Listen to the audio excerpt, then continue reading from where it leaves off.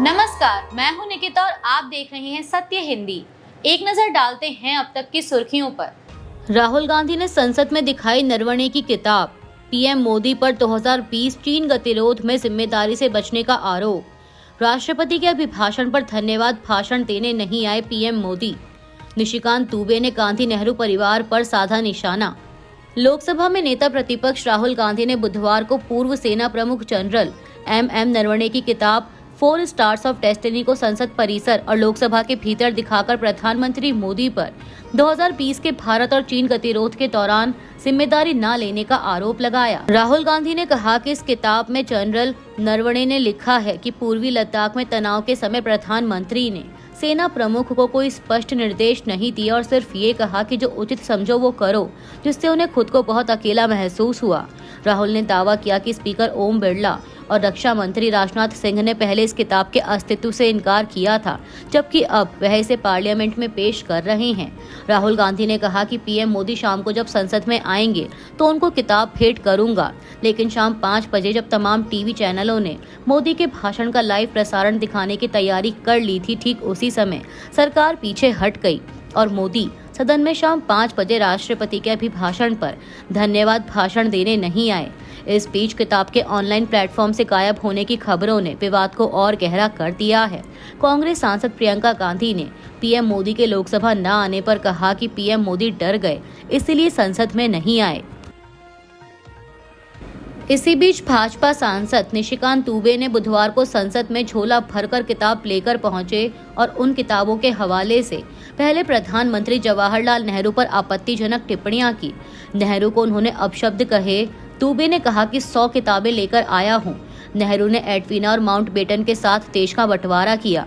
उन्होंने राहुल गांधी के लिए भी गलत शब्दों का इस्तेमाल करते हुए कहा कि उन्होंने संसद को 3 दिन से बंधक बना रखा है।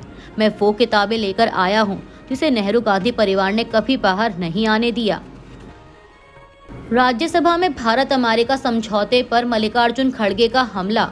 खड़गे बोले, सरकार कृषि सेक्टर को खत्म करना चाहती है। राज्यसभा में विपक्ष के नेता मल्लिकार्जुन खड़गे ने बुधवार को भारत और अमेरिका ट्रेड डील को लेकर सरकार पर तीखा हमला बोला। राष्ट्रपति के अभिभाषण पर धन्यवाद प्रस्ताव पर चर्चा के दौरान कांग्रेस अध्यक्ष ने आरोप लगाया कि इस समझौते से भारतीय किसानों के हितों को भारी नुकसान होगा और सरकार देश के कृषि सेक्टर को खत्म करना चाहती है। खड़गे ने कहा कि यह संसद का अपमान है कि जब सत्र चल रहा था तब सांसदों को डील की जानकारी सरकार से नहीं बल्कि अमेरिकी राष्ट्रपति से मिली। उन्होंने अमेरिकी कृषि सचिव ब्रूक रोलिंस के बयान का हवाला देते हुए कहा कि इस डील से अमेरिकी कृषि उत्पादों को भारत के बड़े बाजार में ज्यादा पहुंच मिलेगी, जिससे अमेरिकी किसानों को फायदा होगा। खड़गे ने सवाल किया कि सरकार किसानों के पक्ष में है या उनके खिलाफ। उन्होंने यह भी कहा कि अमेरिकी आयात पर 0 टैरिफ और भारतीय निर्यात पर 18% टैरिफ भारतीय किसानों को बर्बाद कर देगा। युमनाम खेमचंद सिंह ने मणिपुर के सीएम के तौर पर ली शपथ। उप मुख्यमंत्री बनाए गए नागा पीपल्स फ्रंट के नेता। मणिपुर में राजनीतिक बदलाव के तहत युमनाम खेमचंद सिंह ने बुधवार को राज्य के नए मुख्यमंत्री के रूप में शपथ ली। राज्यपाल अजय कुमार भल्ला ने उन्हें पद और गोपनीयता की शपथ दिलाई। इसी समारोह में नागा पीपल्स फ्रंट के नेता एल दिखो ने उप मुख्यमंत्री के तौर पर शपथ ली। इससे पहले दिन में राज्य से राष्ट्रपति शासन हटा लिया गया था, जो फरवरी 2025 से लागू था। यह शपथ ग्रहण बीजेपी नेता एन बीरेन सिंह के इस्तीफे के करीब 1 साल बाद हुआ है। बीरेन सिंह के दूसरे कार्यकाल के दौरान मई 2023 में मैतई और कुकी समुदायों के बीच गंभीर जातीय हिंसा भड़क उठी थी। राज्य में लगातार हिंसा और बीजेपी के भीतर नेतृत्व परिवर्तन की मांगों के बीच बीरेन सिंह ने 9 फरवरी 2025 को मुख्यमंत्री के पद से इस्तीफा दे दिया था, जिसके बाद राज्य में राष्ट्रपति शासन लगाया गया। दिल्ली में 15 दिनों में 509 महिलाएं और 191 बच्चे गायब। पिछले 1 दशक में दिल्ली से लगभग 2.5 लाख लोग हुए लापता। राजधानी दिल्ली में 2026 की शुरुआत महिलाओं और बच्चों की सुरक्षा के मामले में बेहद चिंताजनक रही है। दिल्ली पुलिस के ताज़ा आंकड़ों के अनुसार जनवरी के पहले 15 दिनों में ही 807 लोग लापता हो गए, यानी रोजाना औसतन 54 लोग गायब हो रहे हैं। आंकड़ों के अनुसार लापता होने वालों में 2/3 संख्या महिलाओं और लड़कियों की है।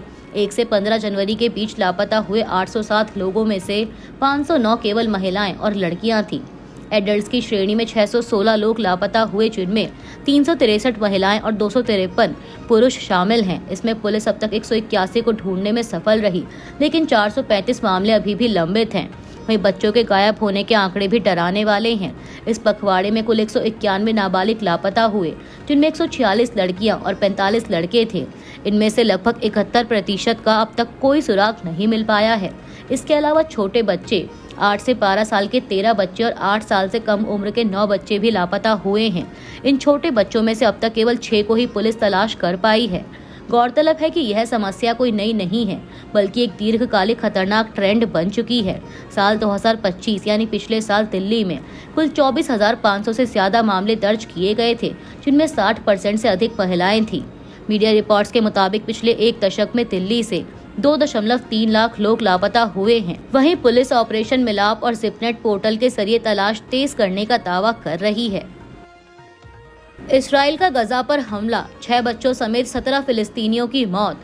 एक दूसरे पर लगाया रोजाना युद्ध विराम तोड़ने का आरोप। इसराइल ने गजा के उत्तरी और दक्षिणी इलाकों में हवाई और जमीनी हमले किए, जिनमें कम से कम 17 फिलिस्तीनी मारे गए। अस्पताल सूत्रों के मुताबिक गजा सिटी और खान यूनिस में मारे गए लोगों में 6 बच्चे भी शामिल हैं। इसराइली सेना ने कहा कि उत्तरी गजा में आतंकवादियों की ओर से की गई गोलीबारी में उसका एक सैनिक गंभीर रूप से घायल हुआ, जिसके बाद युद्ध विराम के उल्लंघन के जवाब में बख्तरबंद वाहनों और लड़ाकू विमानों से जवाबी कार्रवाई की गई। बता दें कि इसराइल और हमास एक दूसरे पर रोजाना युद्ध विराम तोड़ने के आरोप लगा रहे हैं।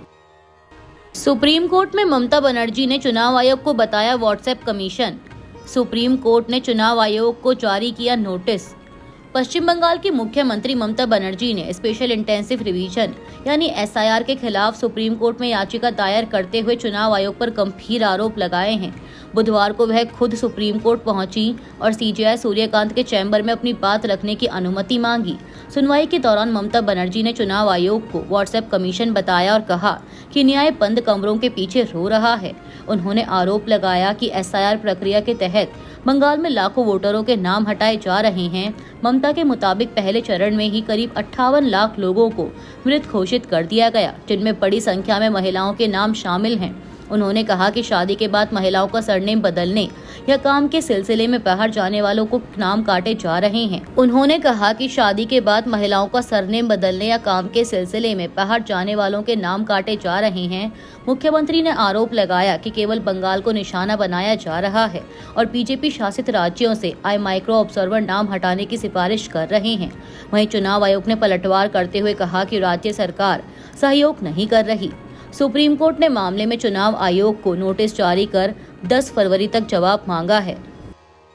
भारत यूएस व्यापार समझौते को अमेरिका में बताया जा रहा जीत। यह डील भारतीय किसानों के लिए चिंता का विषय, शरद पवार। किसान भारत अमेरिका व्यापार समझौते से नाराज, संयुक्त किसान मोर्चा। भारत और अमेरिका ट्रेड डील को लेकर अमेरिका में जबरदस्त सकारात्मक प्रतिक्रिया देखने को मिल रही है। व्हाइट हाउस की प्रेस सचिव कैरोलाइन लेविट ने समझौते को अमेरिकी कामगारों, किसानों और कारोबारियों के लिए बड़ी जीत बताया है। उन्होंने कहा कि इस डील से अमेरिकी कृषि उत्पादों को भारत जैसे विशाल बाजार में ज्यादा पहुंच मिलेगी, जिससे किसानों की आमदनी बढ़ेगी। अमेरिकी ट्रेड रिप्रेजेंटेटिव जेमिसन ग्रीन ने कहा कि समझौते के तहत भारत अमेरिकी औद्योगिक और कृषि उत्पादों पर टैरिफ घटाकर शून्य करेगा, जबकि भारत पर अमेरिकी टैरिफ 18% रहेगा। अमेरिकी राष्ट्रपति ट्रंप ने इसे लंबे समय से प्रतीक्षित समझौता बताया और दावा किया कि इससे अमेरिका को $500 अरब से ज्यादा के ऑर्डर मिलेंगे और रूसी तेल पर भारत की निर्भरता कम होगी। वहीं विशेषज्ञों का मानना है कि यह समझौता मुख्य रूप से अमेरिका के पक्ष में है। भारत को भारी टैरिफ से राहत जरूर मिली है, लेकिन रूसी तेल खरीद बंद करने से ऊर्जा लागत बढ़ सकती है और अमेरिकी सब्सिडी वाले कृषि उत्पादों के आने से भारतीय किसानों पर दबाव बढ़ सकता है। फिलहाल समझौते की पूरी जानकारी सामने आना बाकी है और दोनों देशों की ओर से संयुक्त बयान का इंतजार है। एनसीपी एसपी के प्रमुख शरद पवार ने बुधवार को भारत अमेरिका व्यापार समझौते को लेकर चिंता जताई है। बारामती में पत्रकारों से बात करते हुए उन्होंने कहा कि नई अमेरिकी टैरिफ नीति में भारत को कृषि निर्यात की अनुमति देने वाले प्रावधान हैं, जो भारतीय किसानों और घरेलू कृषि क्षेत्र के लिए चिंता का विषय हो सकते हैं। शरद पवार ने कहा कि इस समझौते की पूरी तस्वीर अगले 2 दिनों में साफ होगी, उसके बाद ही अंतिम टिप्पणी की जा सकती है। उन्होंने कहा कि अमेरिका एक बेहद शक्तिशाली अर्थव्यवस्था है और वहां से बड़े पैमाने पर कृषि उत्पादों का भारत में आना स्थानीय किसानों पर नकारात्मक असर डाल सकता है। उन्होंने उम्मीद जताई कि भारतीय कृषि क्षेत्र को सुरक्षित रखा जाएगा। दरअसल व्हाइट हाउस ने दावा किया है कि भारत अमेरिकी कृषि, ऊर्जा और अन्य उत्पादों की 500 अरब डॉलर की खरीद करेगा और अमेरिकी कृषि निर्यात पर भारत में शून्य टैरिफ लगेगा। संसद में विपक्ष के हंगामे के बाद संयुक्त किसान मोर्चा यानी SKM ने भी भारत और अमेरिका व्यापार समझौते पर गंभीर चिंता जताई है। लाइव मिनट की एक रिपोर्ट के मुताबिक SKM ने उस दावे की आलोचना की जिसमें कहा गया है कि इस ऐतिहासिक समझौते के तहत कई कृषि उत्पादों पर भारत का आयात शुल्क शून्य कर दिया गया है। किसान संगठनों का आरोप है कि इससे अमेरिका के अत्यधिक सब्सिडी वाले कृषि उत्पाद भारतीय बाजार में आ जाएंगे और देश के किसानों को भारी नुकसान होगा। SKM ने सरकार पर किसानों के साथ विश्वासघात करने का आरोप लगाया है। भारत अमेरिका ट्रेड डील पर लोकसभा में बोले पीयूष गोयल, बोले कृषि और डेयरी को सुरक्षित रखने में सफलता हासिल की। लोकसभा में आज भारत और अमेरिका ट्रेड डील को लेकर बड़ा अपडेट दिया गया। केंद्रीय वाणिज्य मंत्री पीयूष गोयल ने सदन को इस समझौते की टाइमलाइन और फायदे बताए। उन्होंने कहा कि 2 फरवरी 2026 को इस ट्रेड डील की घोषणा की गई थी। बातचीत के दौरान भारत ने अपने सबसे संवेदनशील सेक्टर कृषि और डेयरी को सुरक्षित रखने में सफलता हासिल की है, यानी इन क्षेत्रों के हितों से कोई समझौता नहीं किया गया। पीयूष गोयल ने बताया कि प्रधानमंत्री मोदी और अमेरिका के राष्ट्रपति ट्रंप के बीच फोन पर हुई बातचीत के बाद अमेरिका ने भारत पर लगने वाले टैरिफ को घटाकर 18% कर दिया। उन्होंने कहा कि यह दर उन देशों से भी कम है जो अमेरिकी बाजार में भारत के प्रतिस्पर्धी हैं। सरकार का कहना है कि इससे भारतीय सामान अमेरिका में सस्ते और ज्यादा प्रतिस्पर्धी होंगे, जिससे भारत के निर्यात को बढ़ावा मिलेगा। वाणिज्य मंत्री ने यह भी बताया कि डील को अंतिम रूप देने के लिए दोनों देशों के बीच आगे और बैठकें होंगी। इन बैठकों के बाद समझौते की पूरी जानकारी, शर्तें और क्लॉज सार्वजनिक किए जाएंगे। सुप्रीम कोर्ट ने बुधवार को रिलायंस कम्युनिकेशन यानी आरकॉम और उद्योगपति अनिल अंबानी पर लगे कथित बैंक फ्रॉड के आरोपों से जुड़े मामले की सुनवाई की। सुनवाई के दौरान अनिल अंबानी के वकील और वरिष्ठ अधिवक्ता मुकुल रोहतगी ने अदालत को आश्वासन दिया कि अनिल अंबानी देश छोड़कर नहीं जाएंगे। वकीलों की ओर से दी गई है अंडरटेकिंग कोर्ट ने रिकॉर्ड पर ले ली। यह आश्वासन उन आशंकाओं के बाद दिया गया जिनमें कहा जा रहा था कि जांच पूरी होने से पहले अनिल अंबानी भारत छोड़ सकते हैं। CJI सूर्यकांत की अध्यक्षता वाली बेंच ने ईडी को वरिष्ठ अधिकारियों के साथ एक विशेष जांच दल यानी SIT गठित करने का निर्देश दिया। यह SIT रिलायंस कम्युनिकेशन और अनिल अंबानी के खिलाफ बैंक फ्रॉड के आरोपों की जांच करेगी। याचिका के अनुसार आरकॉम और उसकी सहयोगी कंपनियों ने 2013 से 2017 के बीच SBI के नेतृत्व वाले बैंकों के कंसोर्टियम से 31,000 करोड़ रुपए से अधिक का कर्ज लिया था, जिसका कथित तौर पर तय उद्देश्य की बजाय अन्य कर्ज चुकाने और निवेश में इस्तेमाल किया गया। अभी के लिए इतना ही। बाकी की देश दुनिया की बड़ी खबरों के लिए जुड़े रहिए सत्य हिंदी के साथ।